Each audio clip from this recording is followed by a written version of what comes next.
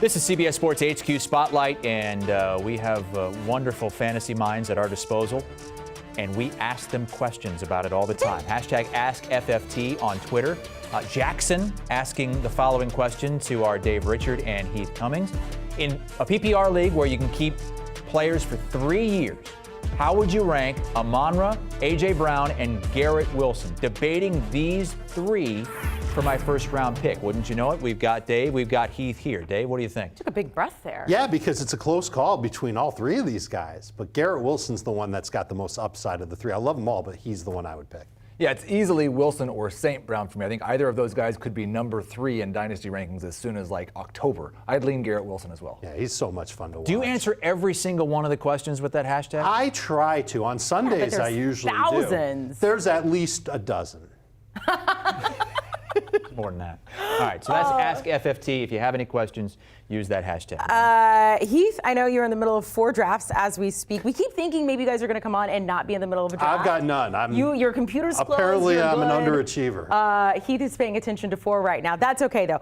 We're going to talk about breakout candidates for this upcoming season. Now, we had Pete and Leger on yesterday, and they both agreed that the Commanders could potentially be better than the Giants, even given what we have seen from Daniel Jones. Okay. Already, you're shaking your head. They might see something I don't see. Daniel Jones, one of your breakout stars. He is. He's not my favorite, and he's not a top 12 quarterback, but I really like what I saw on the drive in the preseason game against Carolina, and I really like what I saw from the Giants all offseason. What'd they do? They supported him with more targets in the passing game. Darren Waller coming there. Paris Campbell coming there. They drafted Jalen Hyatt. That offensive line got a boost in the middle, and they're basically stable, and it's the same offense that he just averaged 19.9 fantasy points per game. That's not a lot. That's not an exciting number, but if he can just improve his efficiency as a passer a little bit, he'll get into that 20 to 22 point range.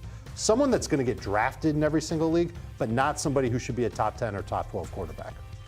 And I'm going to be a little bit more excited about my guys because it's not Daniel Jones. It's Justin Fields and it's Tua Tagovailoa. Like I think those two guys you could see as top 5 quarterbacks this season. We got a glimpse of it from week 7 through 11 last year. Fields averaged 34 fantasy points per game, was the best quarterback in fantasy for that stretch. Tua, 28.2 over the same stretch. And there's really 2 ways to be an elite fantasy quarterback. You either run a bunch like Fields does, or you throw for 5,000 yards. Tua has shown the ability with Tyreek Hill and Jalen Waddle, if he can just stay healthy, if the new kung fu just works, that he can I was wondering, keep from hitting his head. Out on the Taekwondo. Field? Like if he does, it's probably going to be a penalty, but it's going to it bulked him up, and it apparently has taught him how to fall. Yeah. Which apparently will help him not get concussed. This is new to me. He's doing backward somersaults. Yeah, right. Put He's Chris probably more pliable in an armbar headlock or something. Please, thank you. We could do that. By the way, Trevor Lawrence was on my list. Another guy that could throw potentially for 5,000 yards.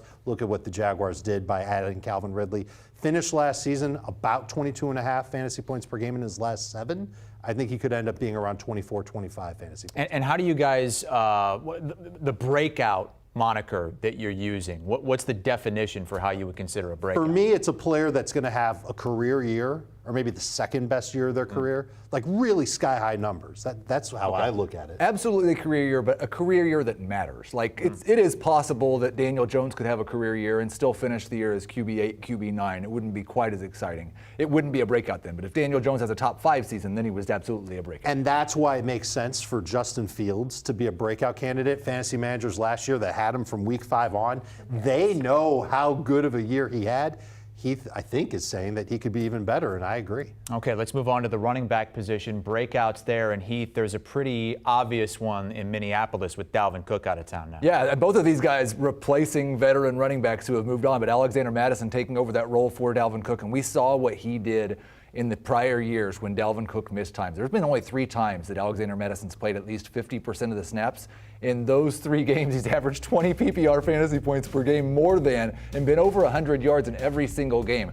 There's a lot of concern about whether or not this Vikings team's going to be as good as they were last year. They're not going to win as many games as they did last year, but I don't think there's going to be any problems at all with their offense. They could easily be a top 5 offense, which gives Madison double-digit touchdown potential.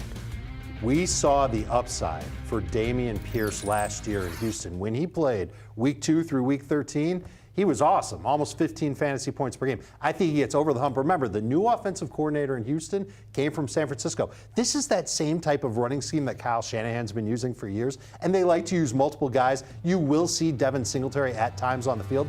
I think Pierce is better. He's the more efficient runner in that type of zone run offense that they have. I love the idea of targeting Pierce in round 4, but I would sneak into late round 3. If you really, really, really wanted a running back with breakout potential, you could do that with Dameon Pierce. And then James Cook is also on my list. Josh Allen's talked about it. This is a guy that could be a dual threat for them. And we've always talked about, well, every time a free agent running back or a running back comes up in trade, Jonathan Taylor, they say, well, Buffalo would be a great spot for him to go.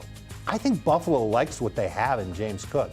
And we've seen at least one running back in Buffalo get about 200 touches each of the last 3 years. It's been Devin Singletary. Cook's more explosive, much better pass catcher out of the backfield. This is a guy who could legit have 60 grabs this year. Let's talk about the wide receivers. There's been a lot of excitement in the Pittsburgh, I almost said Seattle, between Kenny Pickett, it's the S thing, Kenny Pickett and George Pickens. BMAC is now trying to call them the law firm of PMP. And George Pickens, one of your breakout stars. I absolutely love what he's done over the offseason. Last year, not one of the most efficient wide receivers in the game. Certainly, he didn't run a lot of great routes, but he was a contested catch monster. This year, this offseason, he's shown that he's still that contested catch monster, and he's running better routes. In the preseason game, he had a comeback route, turned around in like 2.5 steps. That's rare for a wide receiver. I think he's going to be the number 1 wideout in Pittsburgh. I'm looking to get him in a bunch of my drafts. I also like Christian Watson, another second-year wide receiver in Green Bay. Tall, fast. Jordan Love looks good. This team's going to throw more than we think. Watson's somebody that I'm targeting in that round 4 range. There is a theme with these breakout wide receivers. They're second-year wide receivers, and there's a ton of them. There's 6 or 7 you could name. I'll go with Garrett Wilson and Jahan Dotson as my 2 favorite breakout wide receivers. We saw Garrett Wilson last year, better than 17 fantasy points per game, just when he wasn't playing with Zach Wilson. Well, as long as Aaron Rodgers stays healthy, he won't be playing with Zach Wilson at all this season. Rodgers has raved about Garrett Wilson. We've seen him just force feed that green number 17 in the past. Would not be surprised if Garrett Wilson sees a 30% target share, finishes a top 5 wide receiver. And then the other second-year guy I'll give a shout out to, Jahan Dotson, has had a fantastic camp and preseason. Was awesome last year in the red zone early, and in the last 5 weeks, he matched Terry McLaurin target for target. Now we don't know if McLaurin's going to be ready for week 1. I think Dotson can be the number 1 wide receiver on this Washington team. All right, let's move to tight end breakouts. And you guys each picked the same guy from Pittsburgh, someone who could jump up maybe into that second tier behind the Travis Kelce's of the world. Yeah, is there any room in that law firm for Pat Freiermuth? His name starts with P, so P, Pickett, Pickens, and Pat. There was a play in their second preseason game where all Kenny Pickett saw was the back of a Buffalo Bills safety's helmet, and he threw it right over the helmet and right to Pat Freiermuth, who ping-ponged his way into the end zone. I'm looking for more of that from Pat Freiermuth. And when you're drafting a tight end, once you get past the first 7 or 8 on draft day, you're legitimately looking for a guy who can score you a touchdown and maybe get you 40 yards each week. I think Freiermuth has that potential week in and week out in an offense I think will throw the ball a little bit more. That's scary if you're counting on Najee Harris in fantasy this year, but I think Pittsburgh's going to do it. I think they're going to throw. So Freiermuth is a guy I like. And in New Orleans, Juwan Johnson, keep a name on him. Derek Carr has started to connect with him a little bit. Last year, Carr did not throw to his tight ends as much. The 3 years prior, at least a 23% target share to his tight ends. That's the guy who will be there in New Orleans for Carr, Juwan Johnson. I love Freiermuth, and it's really easy math. You just need the targets and the volume from last year and the touchdowns from his rookie year, and he is a breakout tight end. He is a top 5 tight end. I expect him to be second on that team in targets, actually, ahead of George Pickens. But Kyle Pitts, this is a guy I'm so happy. The last 2 years, he's been in my bust column because he's been drafted in round 3, and I couldn't do it. But it's no fun to call a guy as athletic as Kyle Pitts a bust, because he is an absolute monster who draws targets like a wide receiver. He, yards per route run, looks like a wide receiver. We just need his team to use him exclusively as a wide receiver. As long as Arthur Smith can call up 500 pass plays this year, I think you see 125 targets for Pitts, and he has an excellent chance. If it's not Mark Andrews, I think Pitts is the next most likely to be tight end 2 this year. Guys, we have a couple promos coming up, but I want to ask you about them. Let's start with FFT. Tell me about the latest episode, and did you tell Adam Azer that our boss here said you have fantastic hair? I did not tell Adam Azer that. I will never tell Adam Azer that. We actually started the last podcast with a fight about whether players to avoid was the same thing as players who are busts. Oh. Think about that one for a few minutes. But we've got to a bunch of players. I don't think it's the same thing.